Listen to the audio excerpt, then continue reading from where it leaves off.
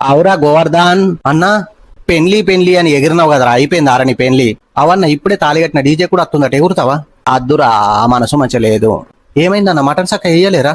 మంచిగానే వేసిరా, 2 పూల బొక్కలు కూడా పడ్డాయి. మరి ఎందుకన్నా ముఖం గట్ల పెట్టినావు, క్యాన్సర్ వచ్చిందా?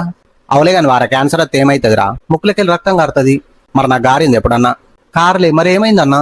రామశిల్క చెప్పినట్టు చెప్పిన కదరా, పెండ్లద్దు ఈ పెండ్లమద్దురా అని. ఎందుకు వేసుకున్నావురా పెండ్లి? ఏం తక్కువ చేసారా నీకు? పెండ్లమత్త ఇంటికి కలత్తదన్నా. పెండ్లం పెండ్లం పెండ్లం ఏం పెడతదిరా పెండ్లం? ఆకలి అయితే అన్నం పెడతది, అలసత్తే ఆయిల్ పెడతది అన్న. నెల కాగానే ఇంటికి పైసలు లేకుంటే నేను బొందా పెడతది అన్నా. మరి లేకుంటే కాటన్ సీర కట్టుకున్న కరెంట్రా పెండ్లం అంటే? ముట్టుకుంటే షాక్ కొడుతుంది, పట్టుకుంటే పైసలు అడుగుతుంది. ఎట్లా చెప్పిర్రా? మస్తు చెప్పినావు కానీ లాస్ట్ ఏమంటావు అన్నా? ప్రతి సంవత్సరం ఈ ఎండాకాలం ఎందుకు వస్తావో తెలిసేనారా? ఎందుకు వస్తుంది అన్న? మనం బిచాలం అని గుర్తు చేస్తాను కూడా. ఇంట్లో వందమంటే ఏసీ ఉండదు, బయట అంటే కారు ఉండదు. కరెక్టే గానీ ఇది ఇప్పుడు ఎందుకు చెప్తున్నావు అన్న? అవలే కానీ వారా, అడిచుటోళ్ళ చెమటలన్నీ కూరలు పడుతున్నాయి, చూసుకోమని చెప్పురా.